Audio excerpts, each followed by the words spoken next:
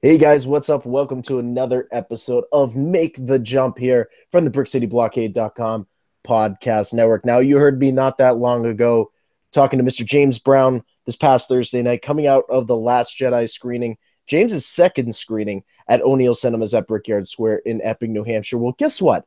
Sitting across from me right now on the other side of New Hampshire is Mr. Jim Roberge of the Brick City Blockade podcast network as well. One of my good friends. Jim, you've had a second viewing now. Now it's your turn. What's Uh, up with The Last Jedi going on here?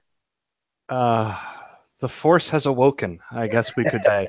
Yeah, I walked out of this movie. It was my wife and son watching it with me again, and I was just floored by it. There was a lot that I missed coming out of the first screening, and I think that just has something with the expectations that we all go into the movie with. And anytime there's a new Star Wars movie, I think we build it up quite a bit, and it's impossible for the movie to meet those expectations. Mm-hmm. In coming out of this, the second viewing, the same thing happened with Force Awakens. I really enjoyed it, but there was almost a letdown. And then the very next day, I saw it again, and it was just it was just an eye opener. I loved it. The Last Jedi, I walked out of there. This is a very different Star Wars movie Mm-hmm. in a lot of ways. And then in a lot of ways, it's kind of a combination of The Empire Strikes Back and Return of the Jedi all mashed into one. And you could say that counts for 50% of the movie, and the other 50% of the movie is just new, and it's stuff we haven't seen before. It's a very different movie. But this was my Force Awakens experience, I'd say times 100, where I saw that first screening and I almost didn't know how to process it. And then I Yeah. came out, and unfortunately it was this series of events that didn't allow me to get to the theater the next day like I had hoped. And it's been a couple of weeks now. Finally got in to see that second screening, and just like I said, times 100. I love this movie, and something I never thought I would actually be able to say, but I'm an original trilogy nerd. That's what I hold closest to my heart when it comes to Star Wars. Mm-hmm. And I have to say, this has cracked the top three. This has Wow. dethroned one of the original trilogy movies, and I never thought I'd say that. This is ahead of Return of the Jedi in my mind. Empire Strikes Back and A New Hope are kind of 1A and 1B. They're very, very close, and I don't think we'll ever touch that. And that's just, there's a lot of nostalgia there, and there's a lot of other reasons behind that. But this is right there. This was just such a complete movie with so many layers and very intricate and probably more character driven than we've ever seen in the Mm. Star Wars universe. And it was a huge payoff. I'm just so happy with what they did with this. There's a lot that happens with The Last Jedi that I think, and I've said it on countless occasions, and I'll say it again on this episode, Jim, and I know that you can attest to this as well. It takes a couple viewings to really understand this film. It's not a movie that you go and you watch and you know everything after that first viewing. It was the same way with James when I spoke to him. It was like, yeah, you know what? That second viewing opens up your mind to new things. Jim, still for me, the scene where Holdo puts the ship right through Snoke's his flagship there and goes straight through hyperdrive right into it.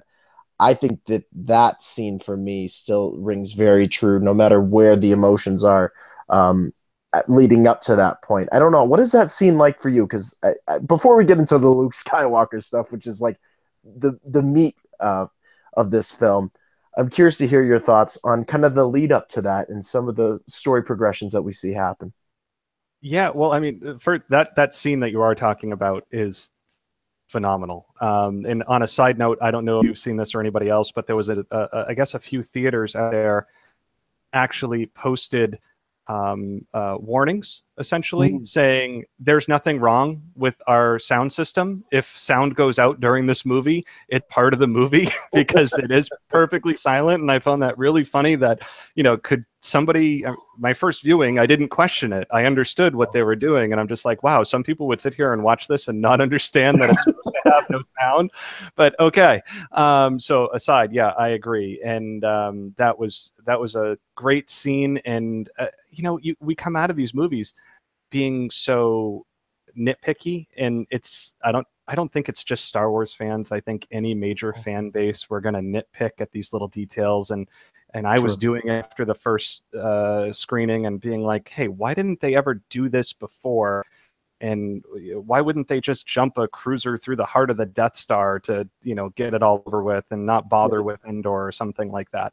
But at the same time, you almost, to use a phrase from Yoda, I believe, you have to unlearn what you have learned. And you kind of have to let some of that take a back seat and just enjoy the storytelling, because this movie is one hell of a story. And if you kind of relax and, I guess, become one with the Force, find your center and just breathe, you're gonna enjoy it and not worry about all of the little things that you can pick at, because there is something like that in every single Star Wars movie. You tell me your favorite Star Wars movie, and I will give you 5 things that they probably shouldn't have done. None of them are perfect. None of them ever will be. But this one does probably the best job of storytelling from beginning to end. I just went off on a tangent, so I think I completely missed your question, because you were talking about that ship scene, and that just distracts me. It's awesome.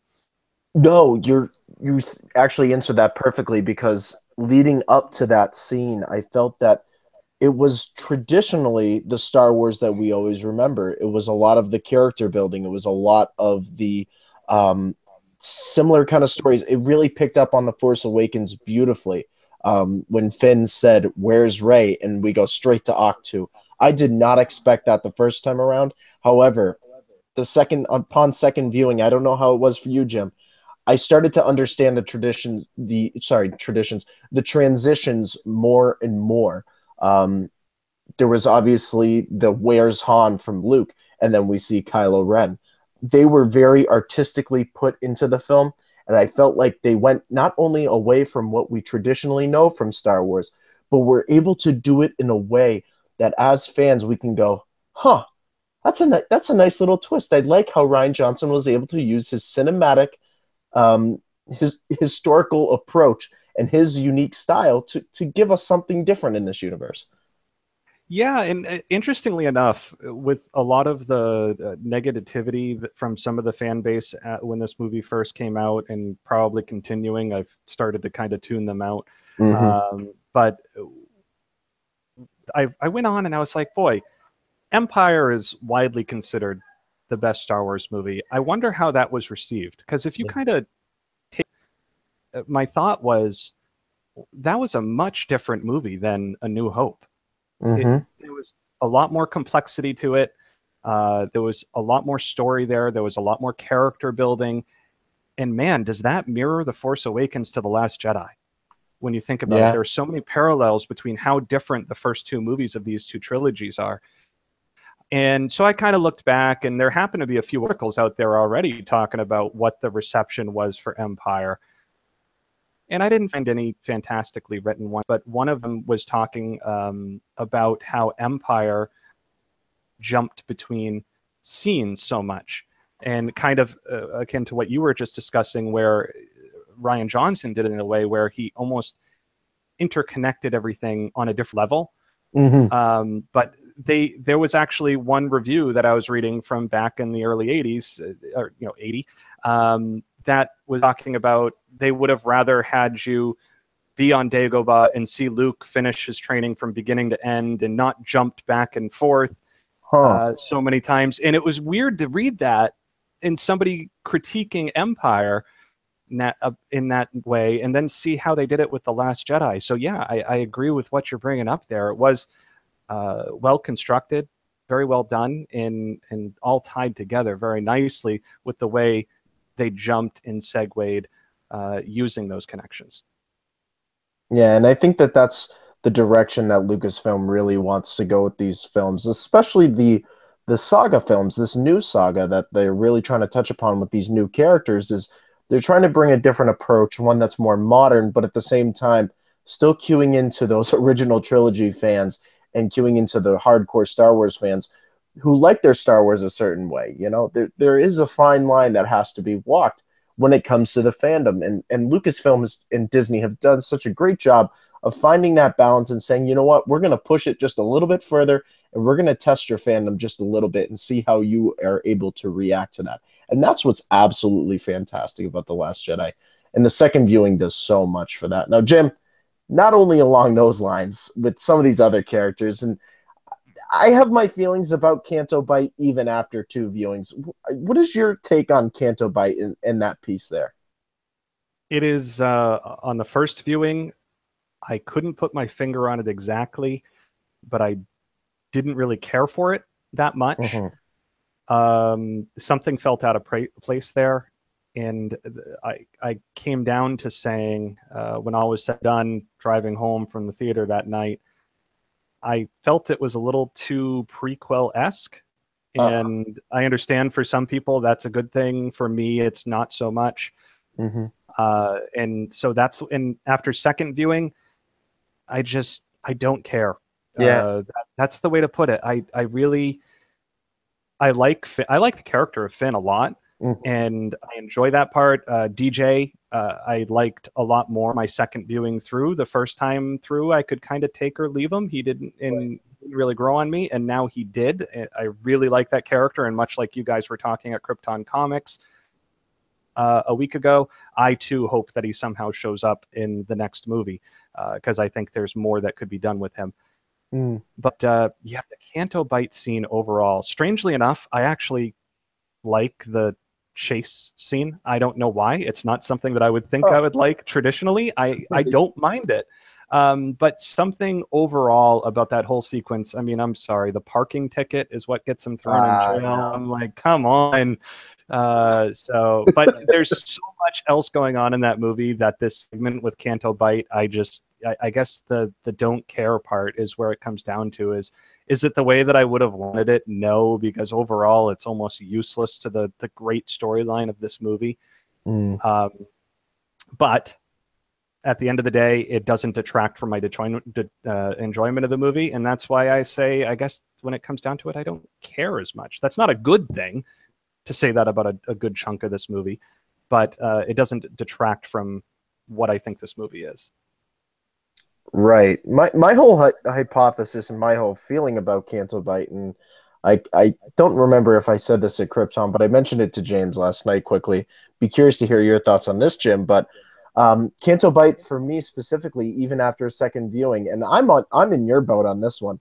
Canto Bite just doesn't do it for me. It was used as a device, I think, because not only was the beginning of the film pretty dark, but the end of this film was very dark. So I feel like Lucasfilm and Disney said, you know what, we got to put something in the middle of this film for the kids. We have to, this is still Disney, this is still Star Wars for them as well. So I have a feeling Canto Bite moving along that very Harry Potterish type feel to it. I that entire casino scene, I was like, this has this kind of magical, very similar to Harry Potter type feel for me. Where's Dobby the elf? Right? He's cleaning something Yes, in the casino. Yeah. exactly.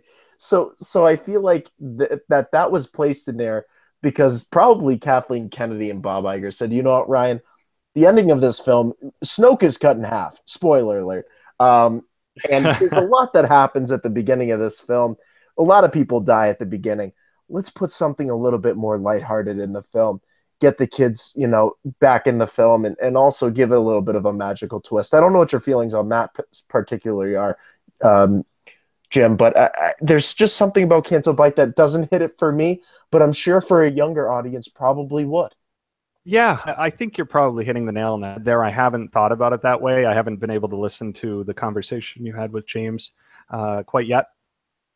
And I think the more I think about that, yeah, that's probably hitting the nail on the head. It is something to brighten up what is otherwise a fairly dark movie.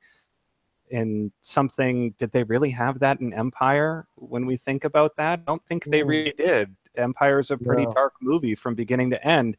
And you think about the way Empire is structured, we have the beginning scene on Hoth, but then we jump pretty much between Dagobah and Bespin. I know I'm skipping over some other small scenes in that, but for the most part, that's it. Yeah. And now we have Octu, and we have the chase scene with Yeah. Snoke's ship going after, and we're jumping back and forth, and they that is very similar to Empire, because we have a master with a student, and then another segment which has some conflict in it. And they just threw this Canto Bite scene in between to make it not so dark. I completely buy that. I think you're onto something there. And if you don't mind, it kind of segues into something, my one reservation about this movie that I was thinking about over the past week or so. Sure. And then coming out of this movie, I still think this. And I'm actually a Disney fan. My wife, son, and I, we go down to Disney. We love it. We can't wait for the Star Wars Galaxy's Edge land and Hollywood Studios to open. Mm. We were happy when Disney bought Lucasfilm. We had no problem with that. We felt that this was going to be a great direction for a franchise that we loved. It merged two things that we like a lot. Mm-hmm. Coming out of here, I think I have my first reservation of the direction of Star Wars with Disney being involved. Huh. And what that is we know Disney does a fantastic job with Marvel movies. Mm-hmm. Marvel just churns out the cash at the theater. For the love of God, I don't know how they made Ant-Man into an enjoyable movie, but that's a good movie. And if they can make that into a good movie that I would watch again, they can make any Marvel movie. And Marvel movies have a way of not taking themselves too seriously and working in this certain sense of humor. Mm. And The Last Jedi is the most humorous of all of the movies, while at the same time telling maybe the most complex story. Mm-hmm.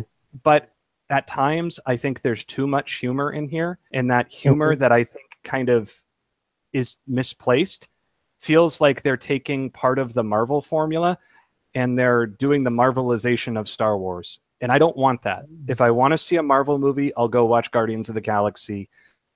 If I want to see Star Wars, I want to watch Star Wars. I don't want any of that formula of certain comedic cues and that kind of stuff working its way to the Star Wars universe. This movie was great. There were just a few times where I was like, that doesn't quite, I don't want to be snapped out of it. You're telling me a great story. Don't pull me out of the story for a cheap laugh. And I think you can do that easier in a superhero Marvel movie than you can in this galactic soap opera, essentially, that is Star Wars. So that's one thing that's my reservation now. We're not going to have Rian Johnson with episode 9, right? We're going to have J.J. Abrams again. Correct. We had humor in The Force Awakens, but it wasn't the type that we had in The Last Jedi. So I'm thinking we're not going to have that. I'm kind of hoping that they kind of strike a balance, because I liked a lot of the humor, The Last Jedi. Hey, Luke walking out of this dust storm on Crate after he's supposedly blown away and he dusts off his shoulder. Come on, that's great.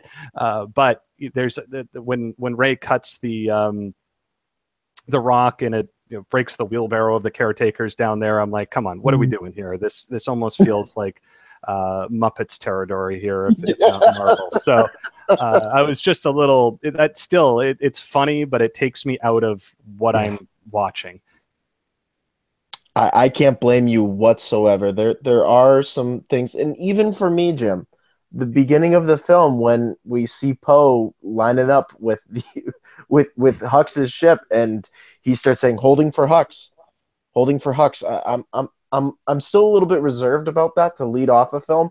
I kind of wish I saw that a little bit later in the film, when we were coming off of a darker moment rather than straight away. Again, I think that's the kid appeal. I think that's a little bit of that Marvel tone that you're talking about, that Disney and Lucasfilm are now trying to run with, because it's been so successful with what Kevin Feige has done and what Marvel has been able to do. So I think that you've got a really good point going there. And I'm going to be fascinated going forward. Like you said, J.J. Abrams, we see it on the screen right at the end. Executive producer, J.J. Abrams. He had involvement in this film. Does he carry that same humorous tone into episode 9, or does he scale it back? And he says, I'm going to do what The Force Awakens did, put it in little bits and pieces here. But still, we got a lot to tell with these characters' stories. One in particular, Mr. Luke Skywalker there, Jim. Now, I was a little bit worried coming out of that first viewing. I said, oh boy, Mr. Jim Roberge, how's he how's he gonna feel about this one now that you've had two viewings? What's your thoughts on Luke Skywalker and how he was used in this film? Well, just like you were saying, I did not make make it a secret that I did not want to lose Luke Skywalker in this movie. I knew that if we lost him, most likely we would see him as a Force ghost in Episode 9, and I'm still very much hoping. I will be, frankly, rather ticked off if we do not get some Luke Skywalker as a Force ghost in Episode 9. But I Agreed. also really wanted to lose him that way in 9, maybe early on in Mm-hmm. 9, and not in this movie. And I think looking back on it, it was just really selfish disappointment that maybe I was a little disappointed with that after the first viewing, because when we look at he's one of the what he is my favorite character in any story of all time, Mm-hmm. and it's tough to see that type of character die. But looking back at it, even before the second viewing, I came to peace with it because I thought about how it was done, how it was told, and how he went out. Mm. And he went out in a way fitting for the greatest character in my mind. He went out with, he wasn't killed by a villain. Right. And the more I think about it, seeing him die on screen at the hands of a Sith or whatever Kylo Ren is, that's not the Luke Skywalker should go out. Mm. He went out realizing that he had done something wrong. He again realized his faults even differently. He was on Octu because he was realizing his faults, but he went way to the extreme. And Mm. Yoda pretty much helped snap him out of it and show him that even the way that he was realizing his faults was stupid and he should snap out of it. And he came to that realization and he did what Luke Skywalker never did anything 100% perfect. Uh, he would fail at times. Empire, he fails. Mm-hmm. We see that he's not a perfect hero, but he realized what his mistakes were. He realized what happened between him and Kylo Ren. He came to grips with it. He faced Ben Solo, and he did it to save his friends and family. There's Mm-hmm. people saying that this movie ruined Luke Skywalker for them.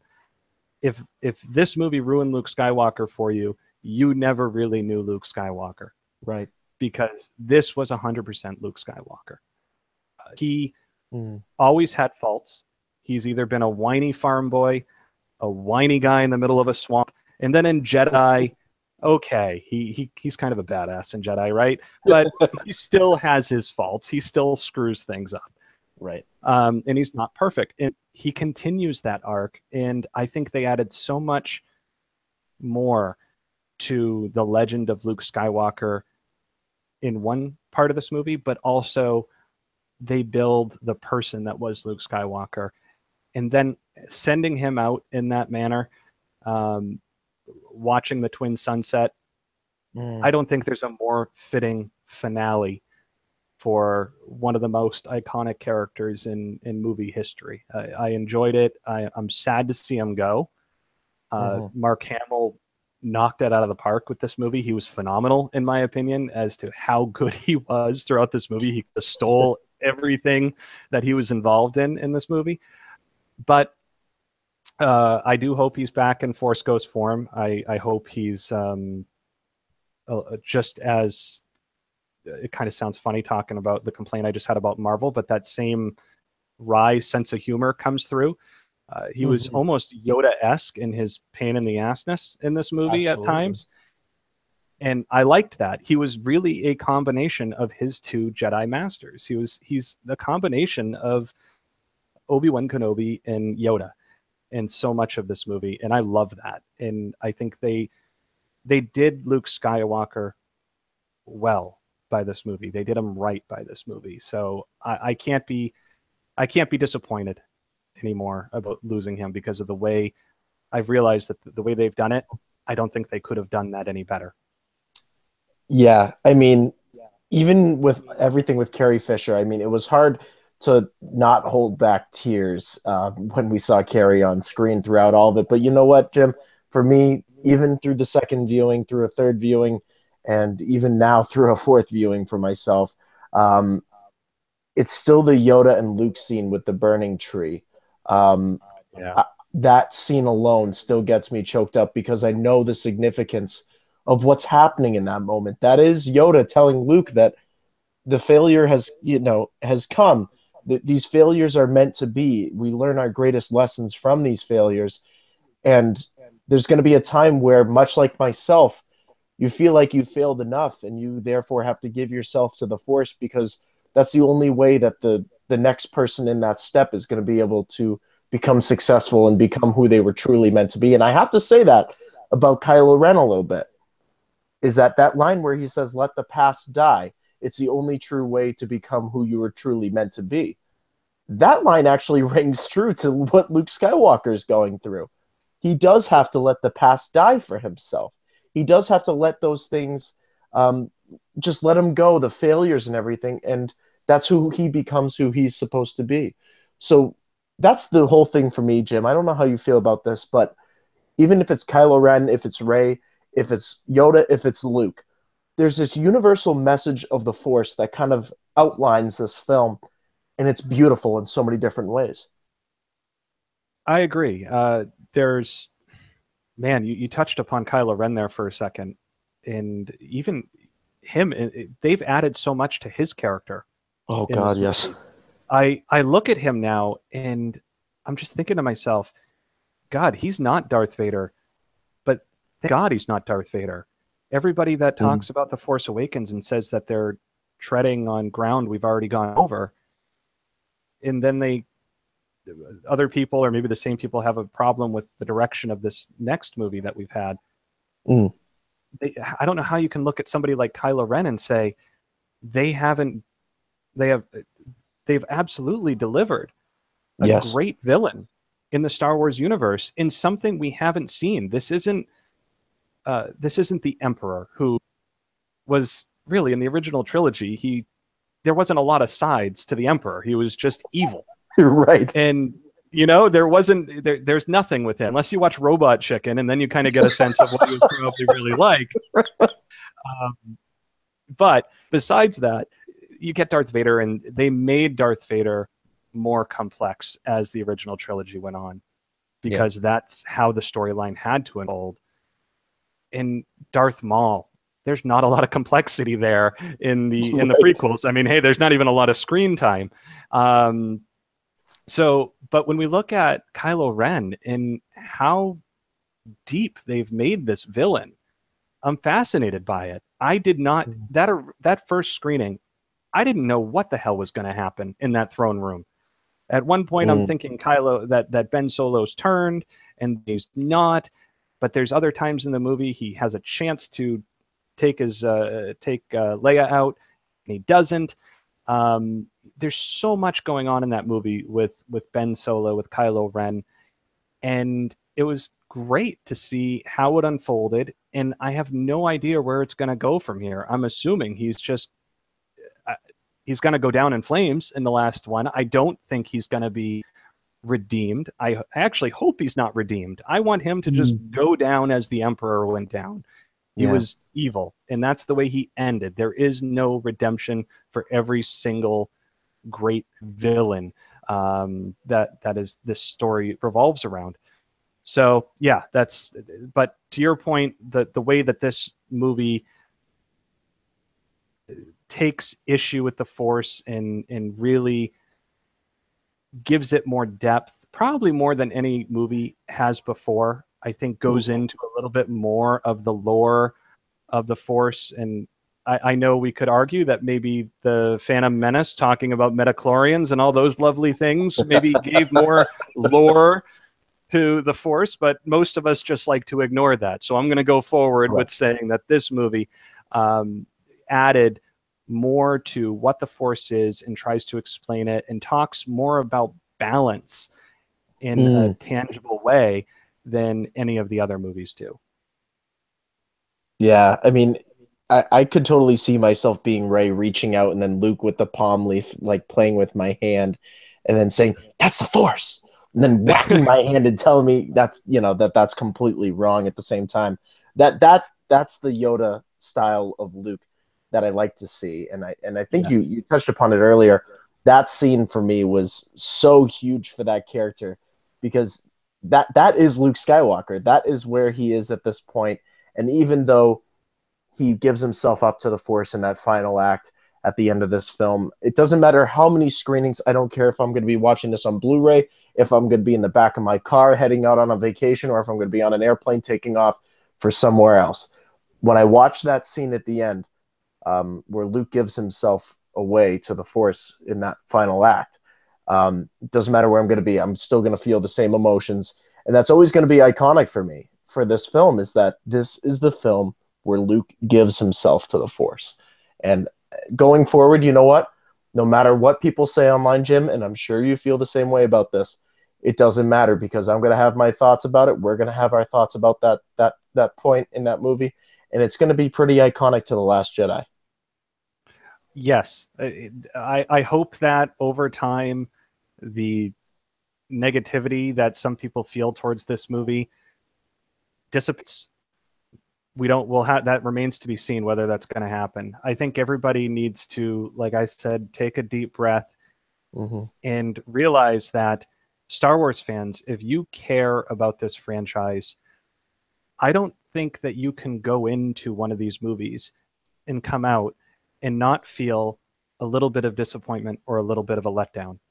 That's something I realized when coming out of The Last Jedi. I'm like, man, this is the way I felt after The Force Awakens. I got to see this movie again. It takes us two viewings because we all build these movies up to be Mm. what we hope this next film will be. There's things James Brown had a fantastic theory that we talked one of the last times we were all together at Krypton Comics about where Snoke came from, Mm. in what his background could be.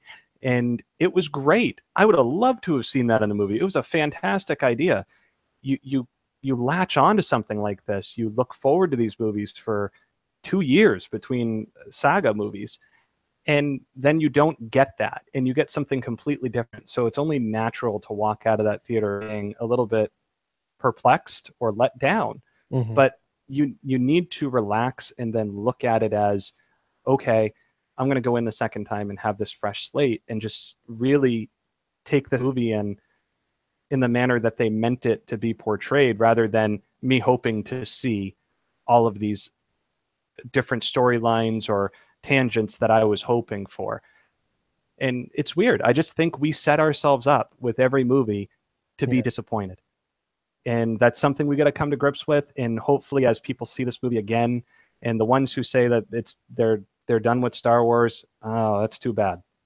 I'm sorry. Yeah. It sucks that it had that kind of impact on you, but give it another shot down the road. Maybe you'll like it better, because there's a heck of a lot more positive here than not, for sure. So yeah, I hope that people kind of reconsider their view. The ones that have been disappointed on it, give it another shot and look at it, and maybe having that cleansed palate of been a little bit let down the first viewing, that it didn't go the way they had hoped, kind of subsides, and they go through with it and they come out on the other side feeling a lot more positive about it.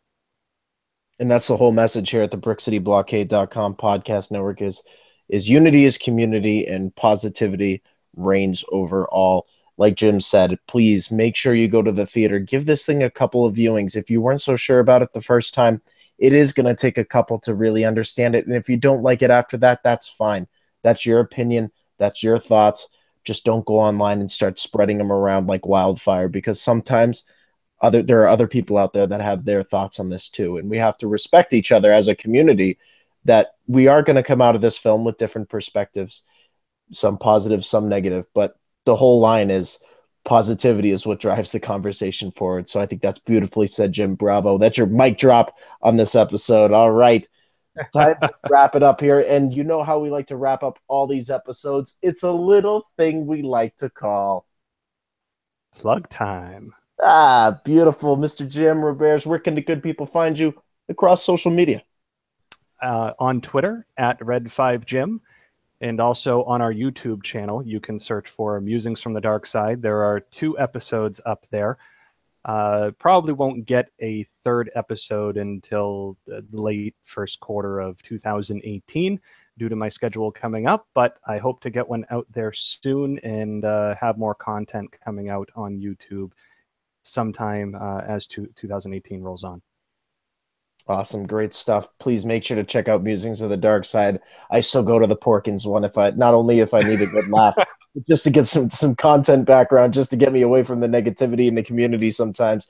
Because I know good old Porkins is there, and he's really going through a rough time through his experiences. So make sure you guys head on over, follow me on Twitter at Mr. Vote Tweets. Please make sure to head on over to Instagram, follow me at The Official Vote. Also, please make sure to head on over to www.brickcityblockade.com for everything happening in a galaxy far, far away. Head on over to iTunes. Make sure you hit that subscribe, and also make sure to rate the shows and the network. It's the new look brickcityblockade.com podcast network over there. Those ratings are what brings on the epic guests, what continues these conversations forward, and also brings unity to the community. Jim, thanks so much for sharing your thoughts on The Last Jedi, my friend. Always an awesome discussion. Thanks, Robin. It was great. I appreciate you having me on. Absolutely. And as we always say here at the Podcast Network, may the Force be with you. Always.